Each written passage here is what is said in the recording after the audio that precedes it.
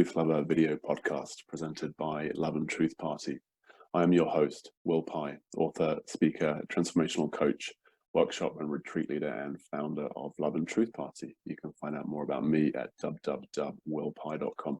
Love and Truth Party is a self-organizing, self-replicating community and movement of love and awakening, a wisdom school facilitating health, healing, and happiness, liberating humanity from the matrix of fear and self-loathing. Find us and join our mailing list at www.loveandtruthparty.org. We exist to empower the deep realization and integration of unitive consciousness of one human being, and to inspire action in the world from this clarity as New Earth ninjas, our playful avatar.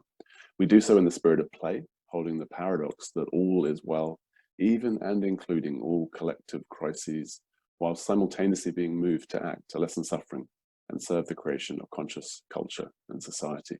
Our projects include distributing 1 million love letters from the universe, inviting people to receive the love and care in these and within the happiness hacks, including the 7 questions and other free resources, meditations and such, our online courses upcoming, the alchemy of cancer, the alchemy of depression, and so on loveandtruthparty.org. I'm very happy to be joined today by Brian Piergrossi, a good friend of mine. He's a coach, mentor, author, podcaster, healer, workshop facilitator, father. Brian is a beacon of light who has transformed the lives of hundreds of thousands of people around the world over the past 14 years. At the age of 20, Brian was suddenly struck by a mysterious, debilitating illness, later labeled chronic fatigue syndrome, that lasted for over 10 years, leaving him in intense daily physical pain and too weak to effectively function in society. When no medical or other authority figure could explain the suffering that was happening to him, Brian made it his life commitment to inquire into the root cause of human suffering and the core principles of vitality, achievement, and fulfillment. What began was over 11 years of quiet yet committed, serious inquiry, study, and personal application into the fields of spirituality, religion, psychology, sociology, cosmology, ecology, health, arts, science, yoga, self-realization, and personal development teachings. He read over 1,000 books. He studied the teachings of the greatest mentors and teachers around the world at the time, including luminaries such as Eckhart Tolle, Byron, and Ken Wilber, and Tony Robbins. After an all-night soul-searching walk in the rain, Brian quit his job, left his home in Northern California with the unrelenting sole intention of supporting individuals to transcend suffering and live the deepest dreams of their heart. Since that time, he's written 2 books that continue to inspire new readers worldwide. He has worked online and in person with clients in every inhabited continent. He has led transformative retreats, classes, and workshops internationally in over 24 countries. And he has shared his message as a featured guest on numerous radio and television programs and podcasts globally. He's lectured at colleges, schools, festivals, expos, and conferences. His online social media posts and blogs are shared with thousands of readers worldwide each day. He founded the Big Glow online Facebook community with currently over 6,000 members, discovering how to be the best version of themselves. Today, Brian travels the world sharing his unique insights into the human condition. He and his partner Annie are based in Asheville, North Carolina. When the pillars of my limited mind collapsed, the roof caved in and I could take in the beauty of the stars. That's Brian from the book, The Wow of the Now. He can be reached directly at the bigglow@gmail.com. And we'll have all Brian's contact details and site details and so on the show notes if you didn't get a chance to take a note of that. Great to have you on, Brian. Welcome, my friend. Yeah, this is fun. It's always fun to connect. I think the last time we were in person in North Carolina from recollection. I recall we did a podcast. I think you were on my podcast, and you had just been denied access to the U.S. You were coming to the U.S. or you were planning on coming to the U.S. and you were denied access, and it just happened, and you came on and we're sharing about it. That's right. So that was after we'd met, and I think maybe started a podcast back in the halcyon days when one could travel and move from country to country. Right, the old normal. The old Now we're normal. the new normal. That's right. And we had a topic, we sort of scheduled this call a few weeks back. And Yes. the topic was, do we need a new church? I think broadly speaking.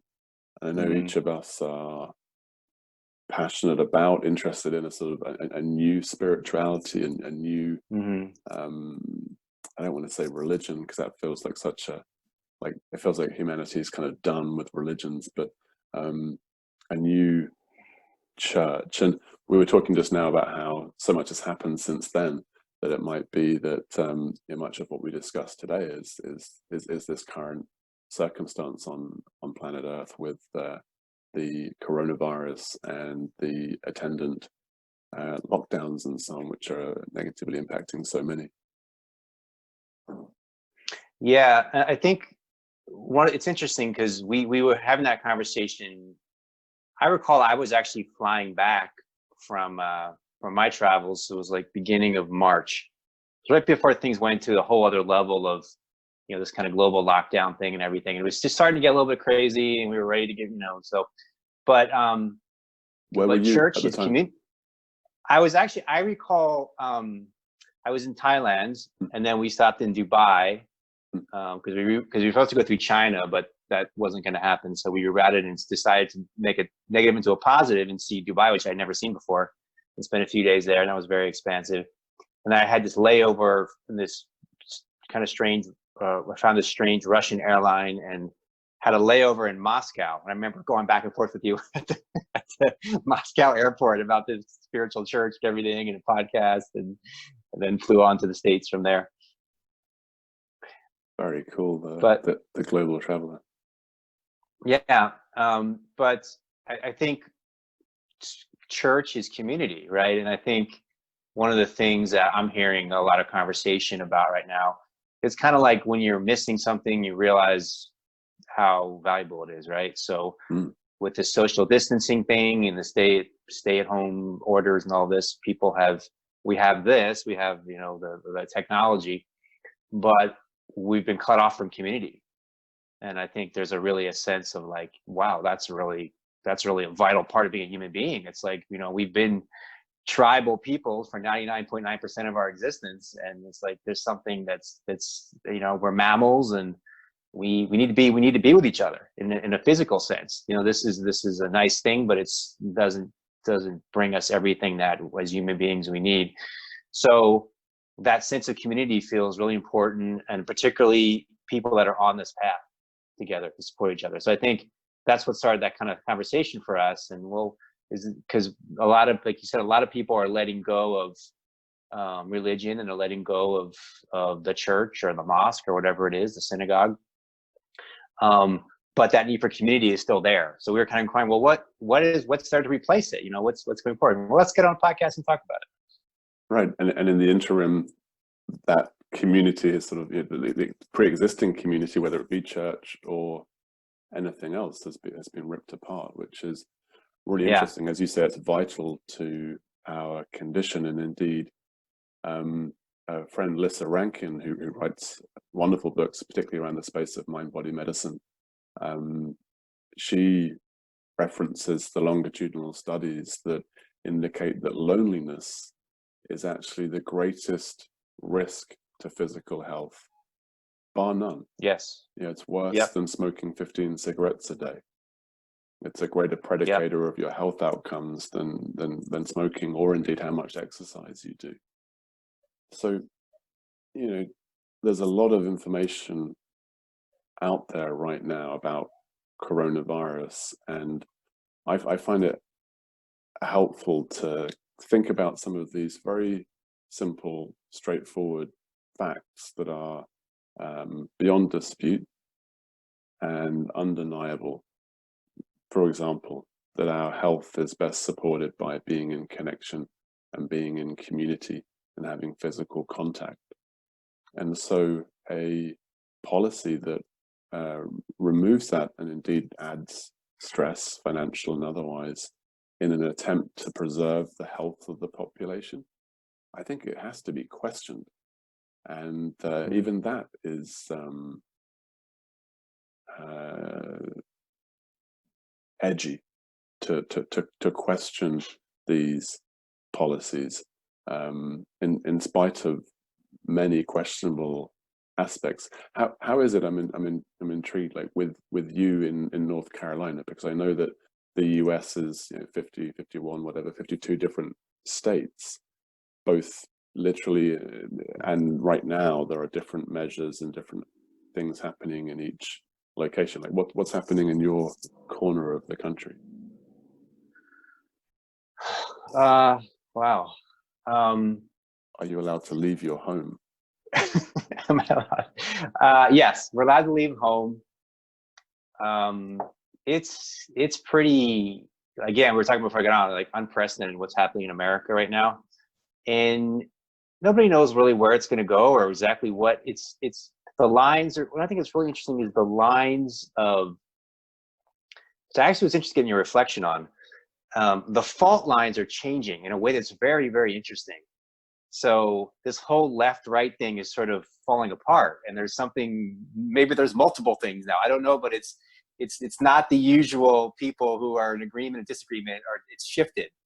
So now you're finding people who are usually in disagreement with, you're in agreement with, and people who usually were in agreement with, you're in disagreement with, and everybody's confused and everybody's fighting. And I was kind of I had made a post about this, and I said, well, I actually find it underlying kind of exciting, because it's like, I find everybody's really passionate, they're engaged, everybody cares, everyone feels like, that they're like, I haven't never seen people so engaged. Everyone's like, and I think because everyone's being affected, in different ways.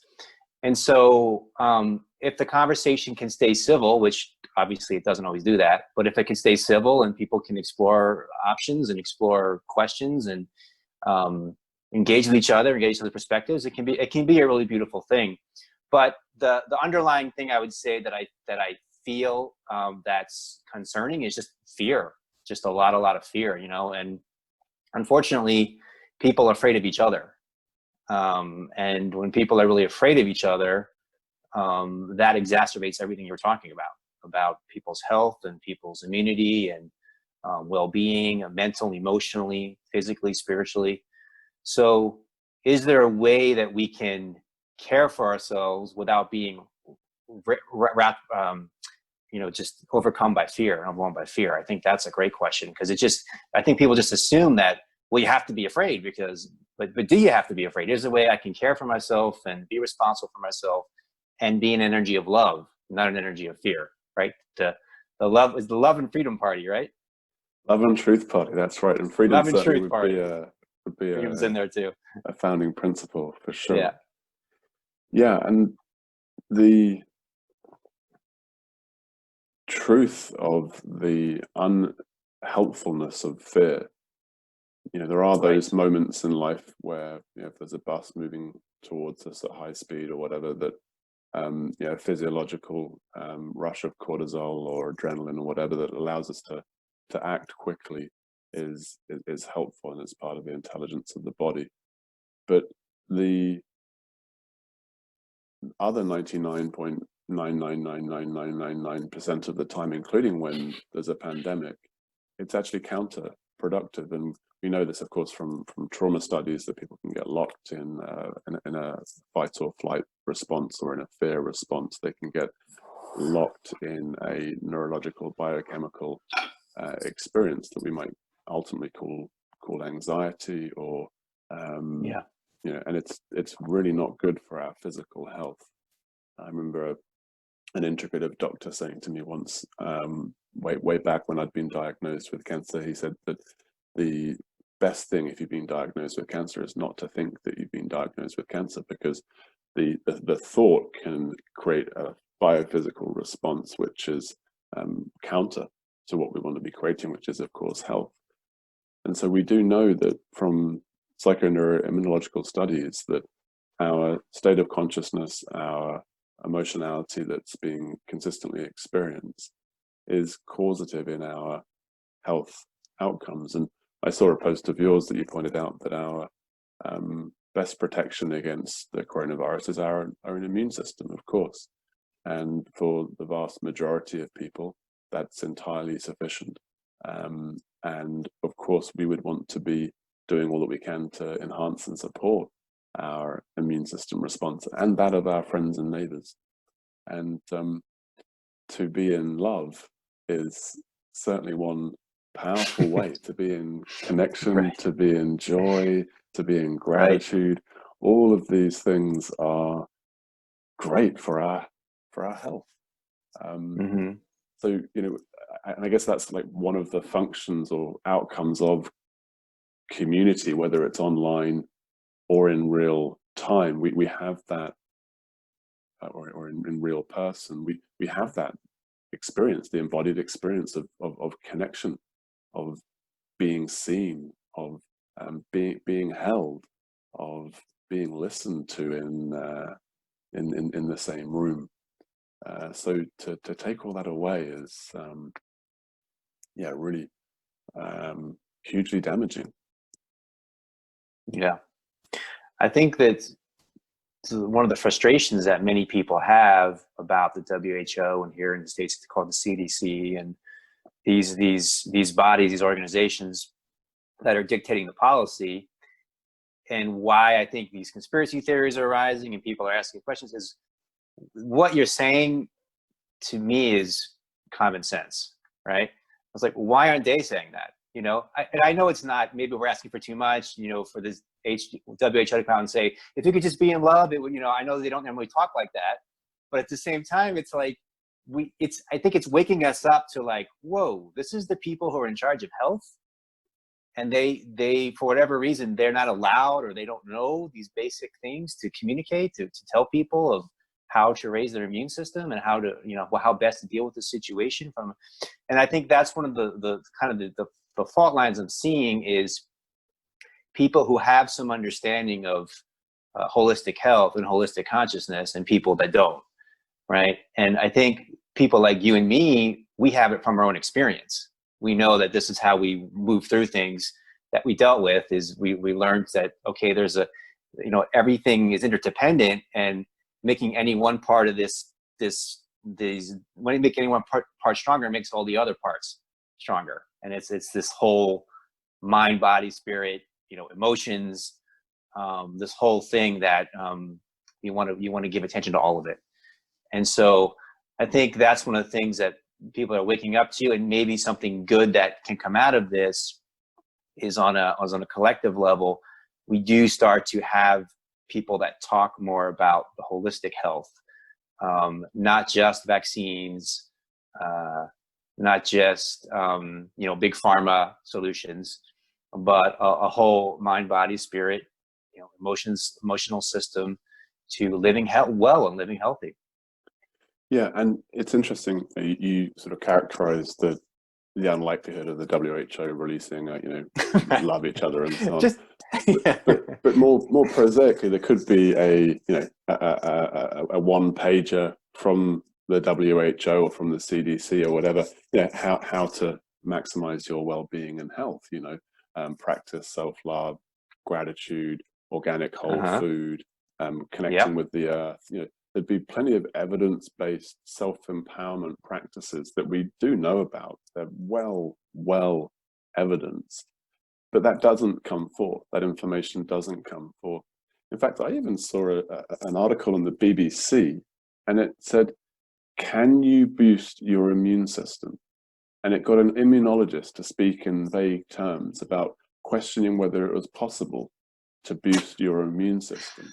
I thought, wow, that's disinformation. That's extraordinarily misleading.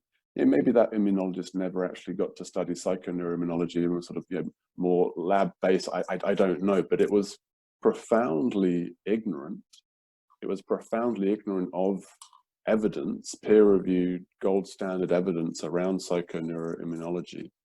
And that was really curious, that a media source would not just be absent of the checklist or the guide to well-being and the guide to how to be healthy, but also to be peddling misinformation, you know, to be giving a very narrow, unhelpful view that, you know, it was sort of implying that to, you know, have your turmeric tea or to have your juice. You know, there's a lot of this sort of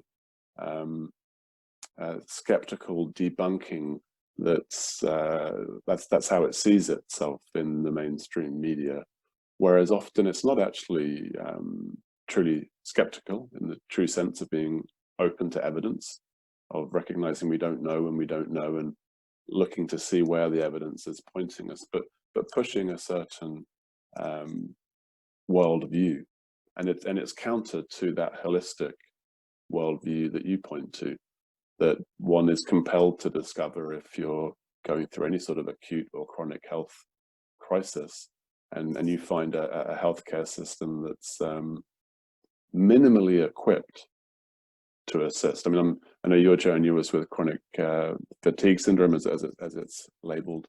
Yep.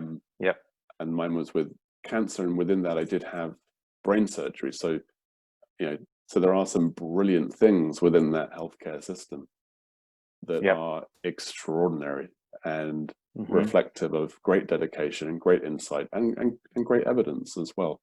But in that same healthcare system, you know, I share this a lot, but I think it's really profound what it points to. I had a caring, intelligent, kind oncologist say to me in the same conversation that chemotherapy would be a good idea for me, even though he himself said that based upon my genetic marker, it would be unlikely to have any therapeutic benefit. My studies of the meta-analyses of of chemotherapy for brain cancer is that it's more likely to increase the speed with which you die rather than actually having any therapeutic benefit based upon the meta-analyses statistics studies. And in that same conversation, he said that cannabis oil would likely have therapeutic benefit based upon the initial studies that he's seen, but he would encourage me to wait and not take it until it's available as a pharmaceutical medicine.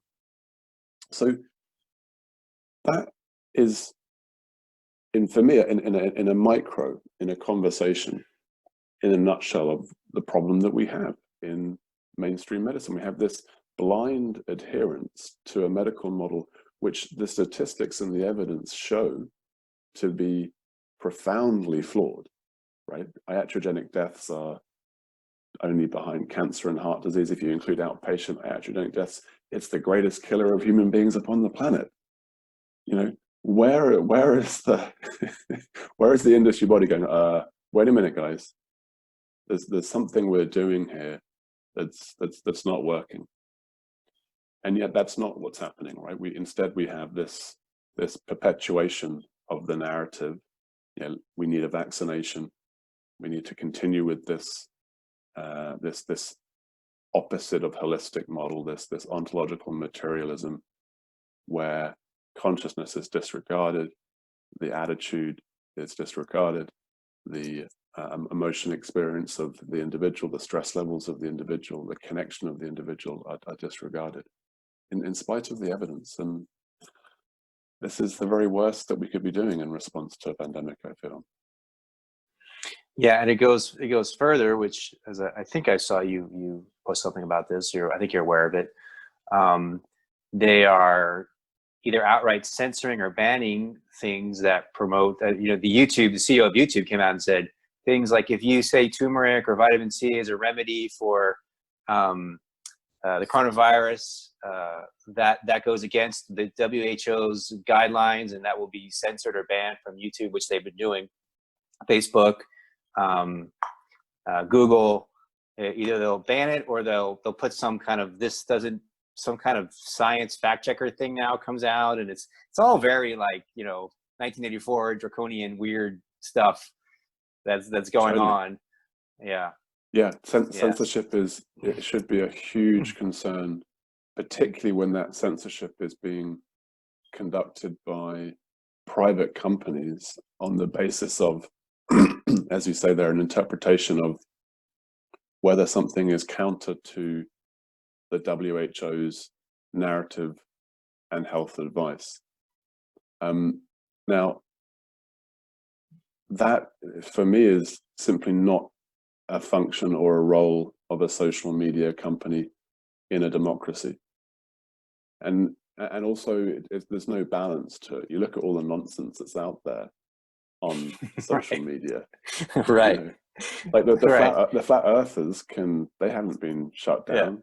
You know, there's Which is fine. Let them yeah, have their moment. right. Yeah. And there's Yeah. many other wild perspectives, belief systems, religions. Right. The Right. Scientologists are able to keep on going. The Yeah. Catholic myths are still, you know, in spite of some of the very questionable activity of this church and Right. organization. So Right. why is it now that the discussion and debate, which is the very essence of scientific exploration, right, is to Right. That's an consider important point. hypotheses, yeah, Yep. to have discussion, to be in open conversation. Why to censor that, to actually just like cut that off and say, no, you can't speak anymore because our official central organized body, which has shown itself to be massively incompetent and wrong and incorrect in all manner of different areas, as any organization is at times.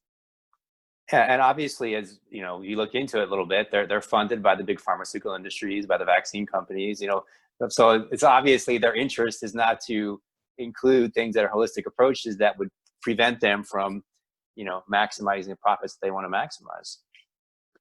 Yeah, and that's a global agenda that's far from a theory. It's very clear, and you know, in the Right. EU, very aggressive agenda was introduced to try and make herbal remedies, for example, far more difficult to promote and sell. And it was all sort of under the guise of protecting people from quackery. But no, it was actually Yep. an aggressive move from a particular sector of the healthcare industry, which is the pharmaceutical companies, to protect their business and to push out threats to their business. Very, very simple. And of course, the profitability of pharmaceutical companies, such as the scope of their scam, it is such that they have the spare hundreds of billions of dollars, probably more tens of billions total lobbying over the last decade or two, to lobby left, right, and center with all authorities around the world, whether it's the WHO, whether it's the EU government, whether it's the US government, or indeed it's the specific regulatory bodies such as the FDA or the European equivalent. So when we know all this, you know, this is again well documented, laid out. Yep. Read Bad Facts. Pharma by Ben Goldacre, Yep. or Peter Gurcher's work. When we know all this, it really is not solid ground for Facebook to say or YouTube to say, well, what you're saying goes against what they're saying, so we're going to ban you from using our platform. Yeah. As you say, that is echoes of that. This term can be overused, right? But it is Orwellian. It is Orwellian. absolutely Yep. 1984. And some of the Yep. doublespeak that we're hearing as well is very like, wow. I've got it on my bookshelf, and I'm thinking I should reread the Right. book and refamiliarize myself with some of the methods that George sort of pointed to, that he saw governments Mm-hmm. inevitably using, and when we have seen. And it seems we're seeing them now with coronavirus as well. Yeah. And we were talking before we came on too about truth, and there are people that are spiritual mentors or people that are in this kind of field of non-duality or whatever the case may be, whatever term you want to use. At the heart of it, what we've always what brought us to everything that we realized or awakened to is the quest for truth, and continues. You know, like, so for me, it's like that's all I'm really interested in is what is true. Mm-hmm. You know, what is true, and looking in each moment to see what is true, because what's true yesterday may not be what's true today. What's true 5 minutes ago may not be true what's true now. So that's, to me, that's what being present is, or the power of now, as Eckhart Tolle would call it. Mm-hmm. So to me, that's what this is really all about. And I think that people have an idea, and I wrote something about this recently, people have an idea that we're kind of just into positive thinking, and you shouldn't talk about, like, you know, the WHO and this is negative, you know. It's like, actually, we're just interested in truth, you know. So I don't think it's where we want to be bogged down and just complaining about it, but you want to be aware of it. You want to, this is okay. This is the way it is. This is where we are right now. And so I love that we're pointing out where we are and bringing awareness to it for people.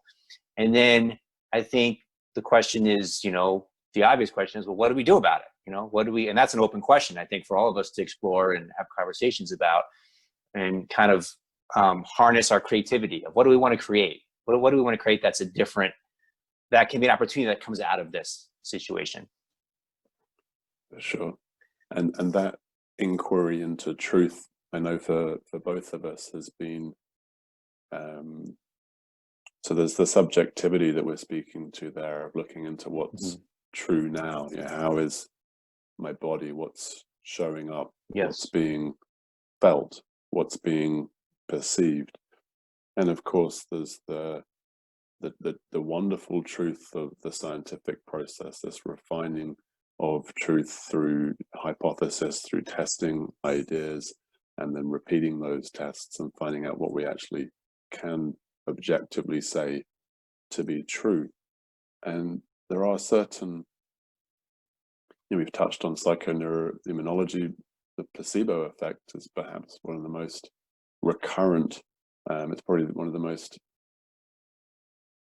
repeated experiment outcomes, you know, because of the prevalence of medical science testing. The occurrence, the reality of the placebo effect, that a significant portion of the population will essentially create the outcome that the drug was designed to create through believing that they're going to do so alone, through their own thoughts, through their own awareness, through their own belief and feeling, is a scientific fact that is quite inconvenient for pharmaceutical companies, literally. Right. You know, they spend a lot of money to design their studies to psychologically remove those people from the studies that are highly likely to have a powerful placebo effect. So therefore they can rig the figures in their favor and not have too many people having a placebo effect response. You know, rather than an alternative would be, guys, good news. We found out that your thoughts and beliefs and emotions and feelings about your health outcome and what you're taking have a causative effect. That's not a message you hear generally from the majority of medical professionals. It's certainly not a message that you see on BBC or CNN or Fox, I would guess. So this basic personal empowerment and this empowering of consciousness, this empowering of consciousness as causative, is something that I feel is something we can be helpful in our own experience, and to share with others the science, to share with others our own experience. And I recall, yeah, my journey with this began, I had two experiences. One as a teenager, I was a bartender and I wanted to not work one night. And so I said that I was feeling sick and I wanted to go home. And they asked me to sit down in the office for a while and see if I felt better. And during that time, people were walking past, and I, in order to maintain my lie, I looked sick. So I was, you know, and what was really curious is after about an hour of that, they said, okay, you go home. I walked away and I had a cold. I had the very thing that I said that I had. I had a blocked nose. Yeah. I had phlegm coming up in my throat and so on. I had created the experience through a prolonged feeling and thinking that I would be that ill. And conversely, I recall being in an office of 7 people and having a friend, the other 5 were down with some nasty bug, and she said, oh, it looks like you and I are next. And I said, yes, haha. And I caught myself. I said, no, I'm not going to get ill. That's not something that I'm going to create. And the next day she had the very same illness. I increased my water intake, my fluid intake. I communicated with my body that it's, you know, if there was a hint of a itch in the throat, it was like, that's the body dealing with what it needs to deal with. That's my body processing and being healthy and so on. And I worked in that office for the next few days while everyone else was all over the place, and I didn't get sick. So my direct experience is correlated with that evidence that we are that powerful. We can get an itch in our throat and go, oh my God, it's coronavirus, and go into fear response and reduce our immune system function. Or we can be clear and be in communication with our body. Now, as I'm saying this, I'm sensing reaction that some people might have, right? Are you saying, Will, that you can prevent coronavirus through positive thinking? Yeah, I am actually. Yeah, I am. I think actually that's not an outrageous statement. It's a statement that's driven by the facts that we know of the placebo effect in psychoneuroimmunology. That doesn't mean that someone should be blamed if they get coronavirus. Doesn't mean it's their fault. Most people haven't been given this information, haven't had the opportunity to practice this sort of mind mastery and so on. But certainly our thoughts and our beliefs and our feelings are causative. This seems to be so simple and straightforward. I've always felt like this is the biggest, like we're just scratching the surface of the power of what you're talking about. It's the biggest untapped area in all of, human existence, is the power of our mind. And how far down that rabbit hole does it really go? I think it goes all the way. It's like, what everything is consciousness, I think, as I see it. But to really for all of us to start to explore that experience, because that's another thing that, I was talking about with a friend is, well, the scientists say this, and the high priests of science now, which are, these are people that are generally funded by corporations to, make the study look like this. Okay, I'll make the study look like that, So that's kind of what we're dealing with science a lot of times these days, is these people from far removed with the white coats. But I think the thing that, and I definitely appreciate science, and as you said, the scientific method is a beautiful thing. And what is really but the act of observation, right? Repeated observation and recording what you're observing. And then you can make a theory based on that. And we all are our own scientists. I'm constantly observing what's happening. I'm doing experiments on myself, trying this. What happens if I do this? If I do that, what does that happen?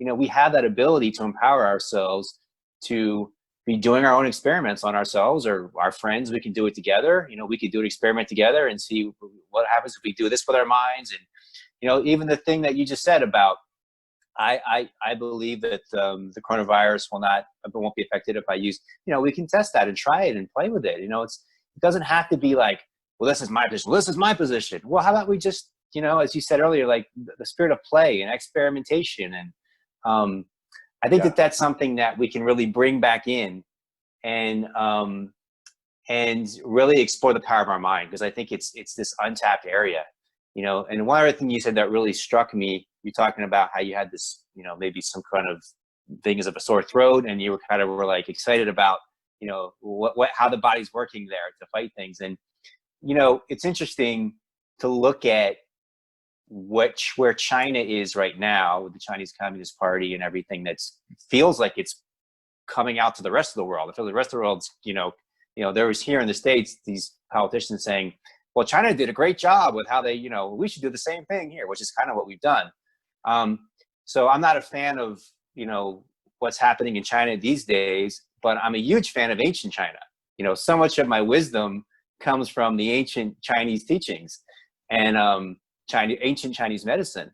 And the way they approach it is not, oh, there's this evil thing and you have to destroy it. The way ancient Chinese medicine is the body in balance or is it out of balance?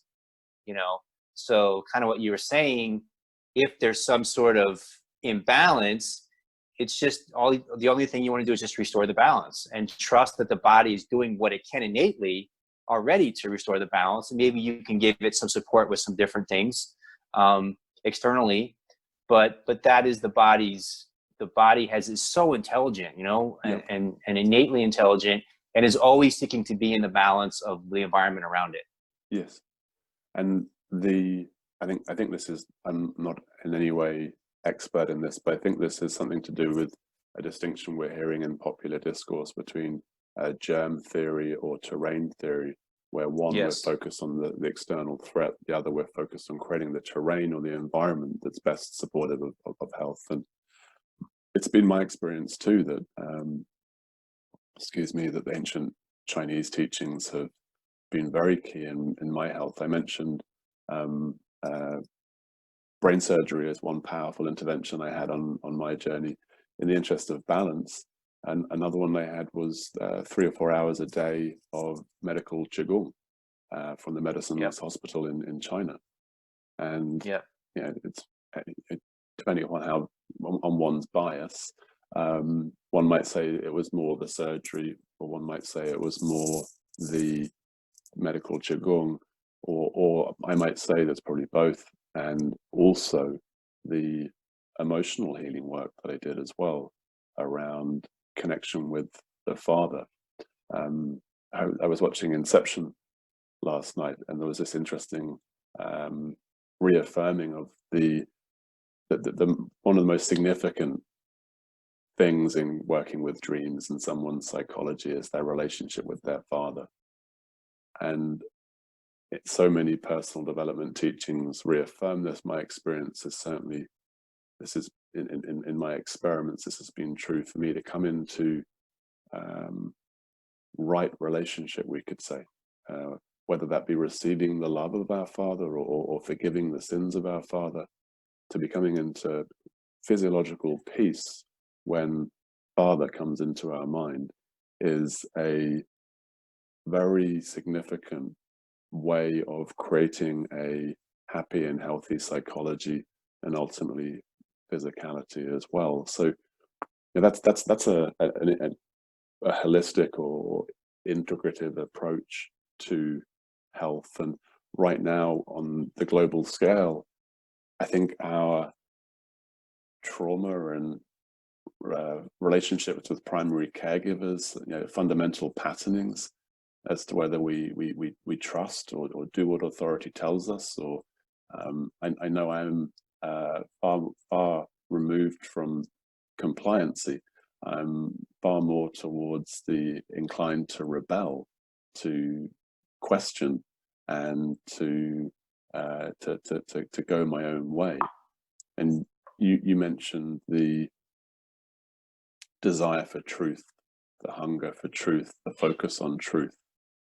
That always brings up for me Henry David Thoreau. Give me truth. He was the first writer that I encountered who really beautifully articulated that sort of obsession, that primary focus.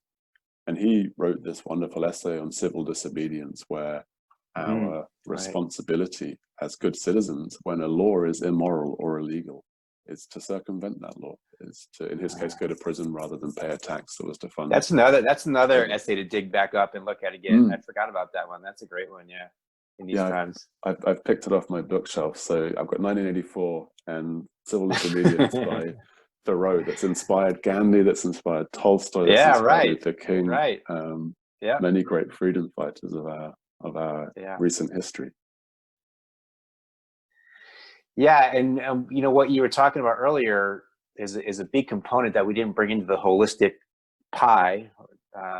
Thinking of a pie with different slices. Forgiveness is huge. Forgiveness is huge. Can the WHO talk about forgiveness? Wouldn't that be great? That's huge. That's huge for health. When you're carrying resentment and grudges against people, and week after week and month after month, and it really weighs on your health. And people will literally die of those grudges at times. So that's another great thing for us to explore as human beings. Is and I've been inquiring that with somebody recently, is like, well, how do we? Of course, things are going to happen that upset us, or we don't like someone did this or they did that. But how do you release that? How do you? What's your process to let go of that? To free yourself, to lighten your spirit, that you're not carrying that, and then something else comes on top of it, and you're carrying that. Something else comes on top of it, and all of a sudden you're just so weighed down with your resentments towards all these different people that you're really destroying your well-being. So I think that's another great thing to bring into the conversation. Yeah, for sure. And of course, that's so often interrelated with our parents Yes. Inevitably, Yes. our parents parented us imperfectly, and often Inevitably. will have perhaps committed physical abuse or sexual abuse. And of course, in our journey of being human, being clear in our boundaries and divine loving knows, and cutting out people from our life may be appropriate if that person is evidently toxic or not supportive of our well-being, and whether the person who we have suffered at the hands of is still alive in our lives or not in our lives or has passed away. The power of forgiveness as a physiological healing, as a bringing into peace and balance this nervous system is hugely powerful in my experience. And it's just a very simple logical application of broader principles of what we understand about the relationship between mental and physical health, and the mind-body relationship. I mean, we don't even that doesn't even make sense from a Chinese perspective to say mind-body as implying two words Right. or two realms is to miss the point. Right. It's the body-mind. It's the one thing, which is certainly my direct experience. I've never experienced mind and body separately or distinct from each other. They're always simultaneously co-arising. And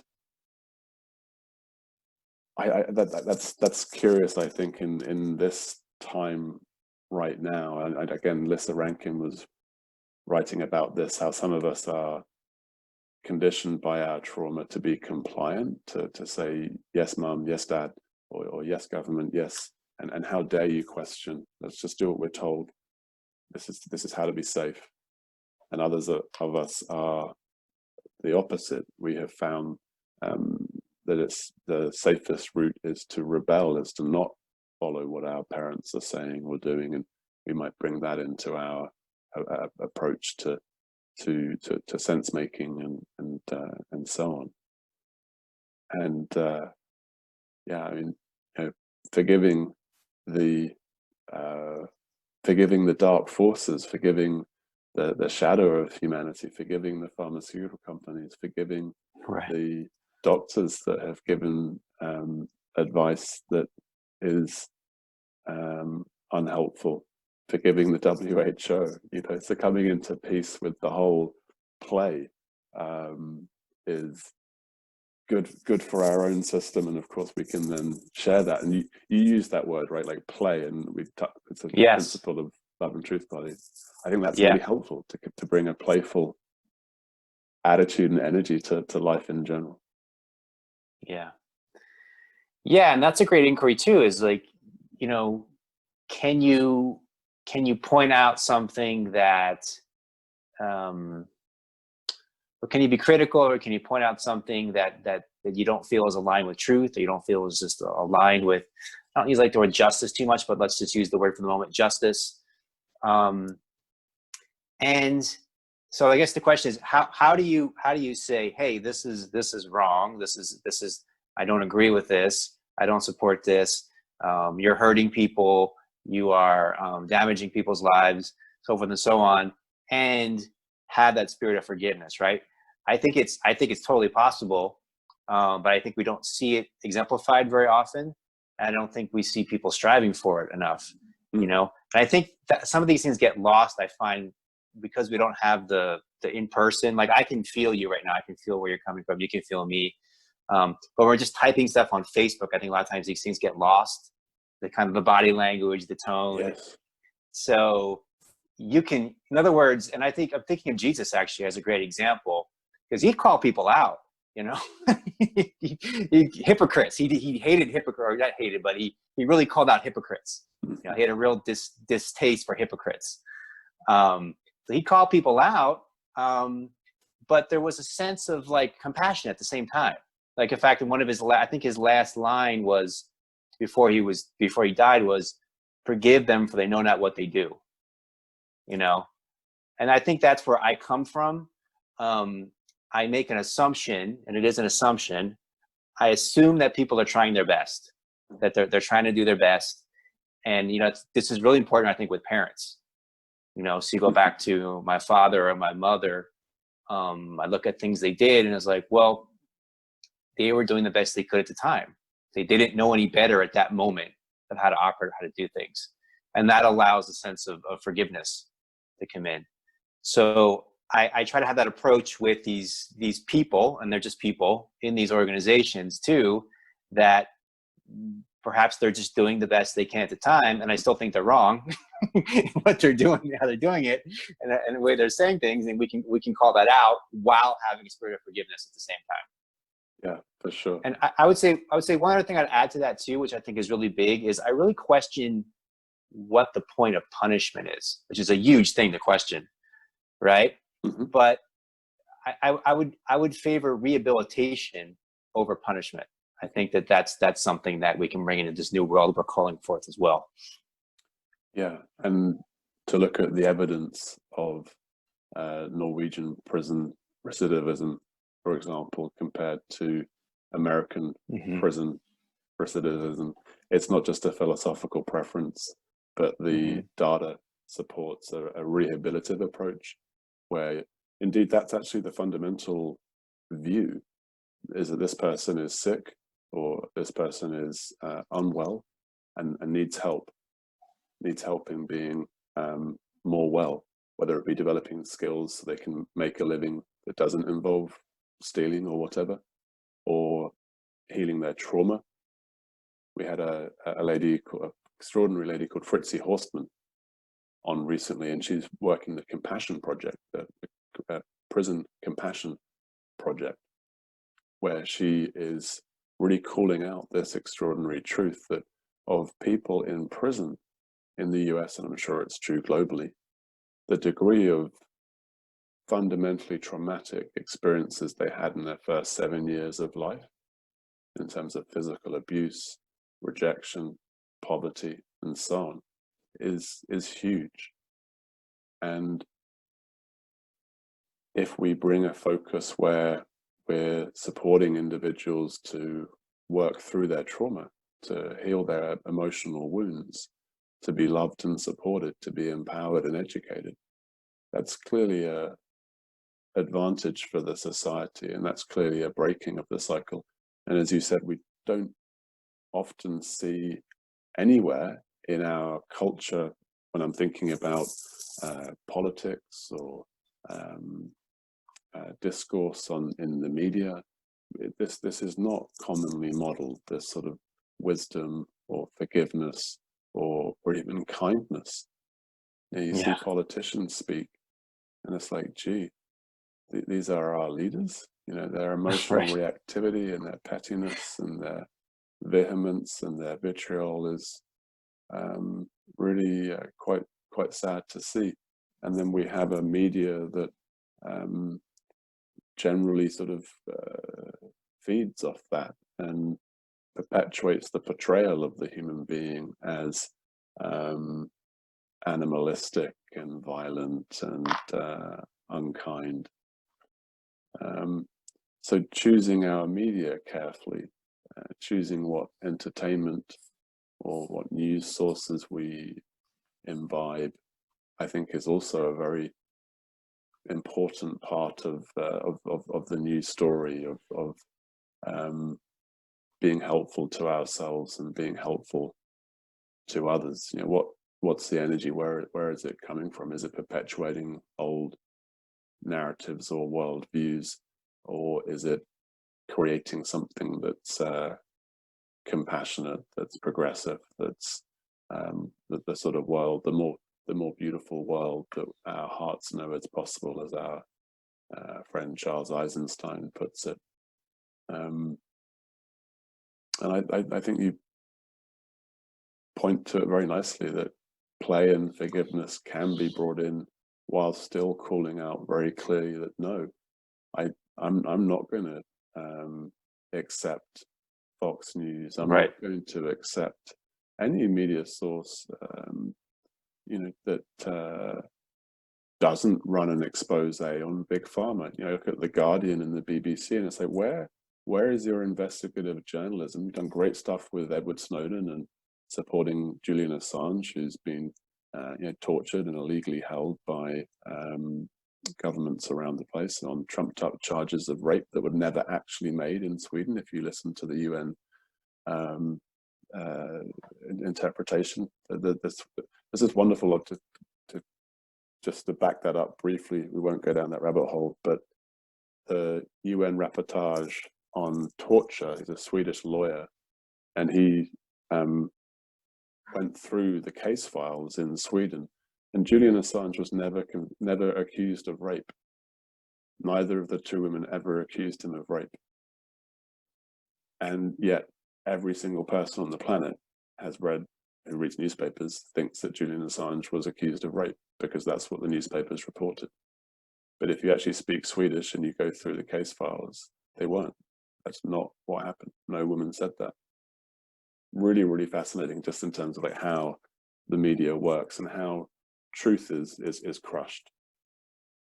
You know, Julian Assange's crime was to point out the crimes of humanity that the American government commits on a daily basis. Yeah, the media is a huge, we could spend hours on that topic. But I'll give you a little bit of my personal story here. So when this coronavirus thing started, I think like everybody, I was like, what is happening? You know, I got to find out what's going on here. So I was very immersed in a way I probably have never been, to the degree I was at that time. I was really immersed in just, you know, as soon as I wake up, what's happening, how many cases, blah, blah, blah, all this stuff, what countries, what cities, you know, trying to find out what's going on. And then I got to a point where there was a sense of, well, they're not really telling me what's going on. There's some kind of agenda that they just want to run the same story, and I actually couldn't. So what happened was I just decided, you know, got frustrated and I'm going to have a media fast. You know, I'm just going to be done with all of it. And I was talking to a friend of mine, and he reported the same thing to me. I actually found I had a much better sense of what was going on once I stopped turning to the media than I did when I was. It was like, it's almost like they're redirecting you. They're redirecting your attention and distracting you in all these different ways. And the best way to know what's going on is just pay attention to what's in front of you and just talk to people. Hey, you know, that's kind of what I'm at now. Is like, you ask me, like, what's going on where you are? What's going on where you are? You know, it's like, how are things there? How, you know, you just start, that's sort of like our friend network is the most immediate news. Those are the people that we're most connected to, you know? And obviously if I want to know some specific statistic or some kind of, you know, whatever, the weather or something, you know, or something particular, I was thinking of the metaphor of like, you know, going into some kind of like a building with toxic fumes or something. I very clear intent on what I want to get. I go in, I get it, I get out as soon as I can. It's kind of how I feel about the news right now. But yeah, there's a lot of just propaganda and things out there, and that's another thing that I think is going to be completely reworked, is because, you know, the news or the way we share information, that's kind of like the bloodstream of our human world, you know. That's how the information flows through us. And so if that's corrupted or that's tainted in some way, then that obviously needs to be addressed, and we need to find new ways of communicating with each other and sharing information with each other. And that corruption could be the Russian bots that are perpetuating certain memes or have an agenda to get certain people elected, or it could be the censorship of approaches or perspectives that challenge the dominant narrative. So yeah, and I feel the capacity to discern within the individual what's valid and what's true, both from a critical thinking, logical analysis, fluency with scientific research and process, and from an intuitive felt sense in the body. We actually do know from science that our neurology is dispersed through our head brain, our heart brain, and our gut Yeah. brain. And we've all Yeah. had the experience of having, like, just knowing that that treatment or that person is good or is not good. Yep. Yep. So Present moment awareness. Right. So this is a radical empowerment of the individual, whether in consultation with their doctor or in interaction with their computer, reading the news, or in hearing what their friend says on social media. What do I know to be true right now? Yeah. And again, that just brings me back to, like, the truth of play. Like, if we take a big enough view of this human experience, if we look into eternity beyond our little lives, everything's perfect, everything's good. There's no problem, there's just consciousness playing with itself, we could say. And we all die, of course. This human physical form comes to an end, and life goes on.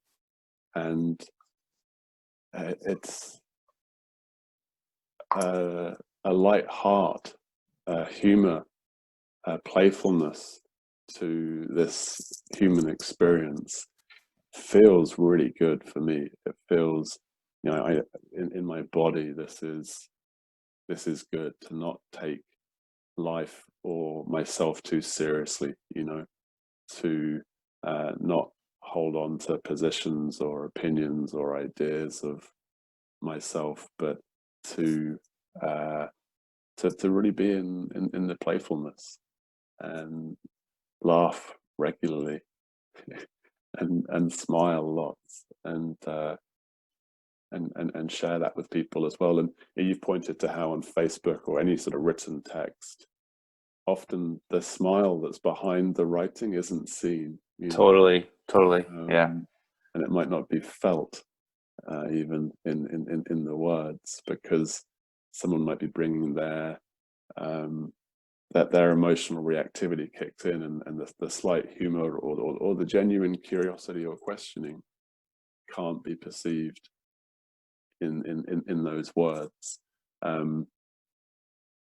So great to be able to have these dialogues where it's not quite the same as in person, but I can see your face, I can see your body language. We've got some degree of genuine communication beyond the simple words. And words without tone, words without body language are troublesome creatures. They're quite inclined to be misleading.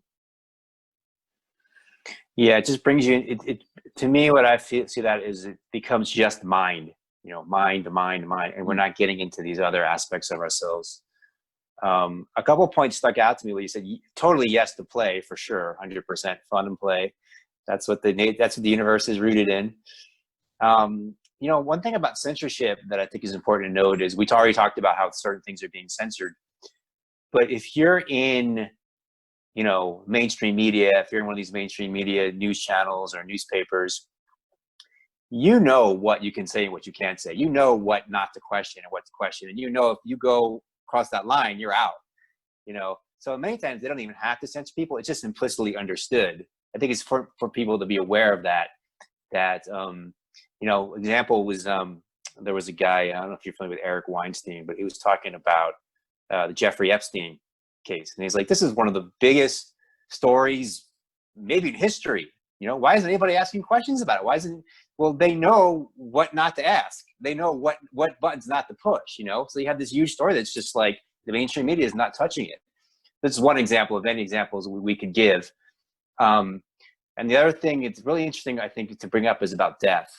So you talked about death, and we're in this time where obviously people really fear death on a collective. Many people really fear death, and death is a bad thing, and death is something to push off as far as you can. And that's something else to examine right now too, is like, how do we get in this relationship where death is the enemy? We're all going to experience it. So it's the only thing we all have in common, and yet this thing like death is this terrible thing that's the enemy. How about like somehow having a more harmonious relationship with death, you know, and embracing that, and maybe that actually, in that embrace, it actually transforms the way we live, right? As I'm sure you agree, like if you have such fear of death, well, actually, maybe what you're actually fearing is living. Yeah, there's so much in that, and there's a nice little interweaving. The manufacturing of consent, this is the term that Noam Chomsky used to point to that very idea, where you don't need to censor people or editorially say, you know, you can't cover Epstein, but rather it just sort of happens through certain communications, and collectively we do that. You can't talk about aliens, you can't question 9/11, you can't question vaccinations, even though there's plenty of evidence from the CDC and from the vaccination bits of paper and so on. There's plenty of reasons why you would question that, but you can't have that conversation. That's a consent that's manufactured. And I'm always drawn to those taboos and to those things that we're supposed to not talk about. Death, of course, like money and sex, is kind of up there as a very big taboo that is often not to be talked about. And I totally agree that, you know, perhaps one of the greatest opportunities that's right now happening, we're all being pointed to our mortality in a way that's very powerful. And I see how if we go back, I think it's about 1500 years, Christianity taught reincarnation like every other religion and wisdom tradition upon the planet, almost bar none. It's just like accepted that life goes on, that there's a change of form, but it doesn't end. And you can get into the details of this reincarnation or that reincarnation, but essentially, you know, Buddhism, Hinduism, and Christianity, all the great traditions taught about this ongoing life. And in, I think it was 400, 500, was it Constantine? It wasn't such an effective political tool to have this, you know, never-ending life teaching. So they brought in heaven and hell, and they brought in these ways of creating this good and evil, black and white. So therefore, you're now punishable and so on. And you can now create fear in a very powerful way that you either align with, you either give your consent to the herd mentality, or you'll end up in hell, or you'll end up, and so on. So there's a lot of black magic, we could say, around death. And we're also at a time where the truth is actually coming out scientifically, whether it be Stevenson's work on child recall of past lives that's been shown again and again to be beyond chance, extraordinary validity. You know, that a child will say, "Hey, no, I should be back here and with so and so," and they go and verify the facts, and they find that yes, indeed, around the same time that this guy was born, someone died, and everything he's saying is exactly that person's life that he's pointing to. So there's one little line in there from I think it's Frederick Stevenson's work. We know, of course, near-death experiences as well. There's a lot of research that's been done in the last 10, 20, 30 years. Pim van Lommel, the Dutch cardiologist, his work on looking into what happens as a common aspects of the near-death experience, and the reductive materialist attempts to explain away those commonalities. And there's a great podcast, and he wrote a book, I think it's called Skeptico. I'll double check that. And he pretty much just presents the evidence and talks to people like Pim van Lommel that all of our data and evidence that we have right now in 2020 points to the fact that consciousness survives physical death, that consciousness is not dependent upon physicality to experience itself. And that's a fairly major lie in the whole narrative, right? And if we're going to sort of look at the anomaly that you pull out at the bottom of the house of cards, and the whole thing, right, collapses, if there's no end to life at physical death, and there's no judgment and punishment of hell and so on, well, that changes everything, doesn't it? That changes how we'd approach a pandemic. It changes how we experience our own mortality. You know, maybe we're now feeling a little bit more excited and intrigued by the death experience rather than, you know, terrified or trying to not think about it, or you know, shower ourselves in alcoholic sanitizer every day, and in the hope that we'll stay alive. Yeah, I think that's the core revelation of spiritual awakening or self-realization, is that shift of I'm consciousness inside a little tiny body to a little tiny body is inside the consciousness, which is me. You know, that's the shift that we, you know, that we awaken to. So yeah, it's beautiful. Let's hope that that this pandemic can trigger such awakenings, and let's hope that more people are empowered to engage in their own health creation playfully, and to engage in debate and communication with others playfully and from love.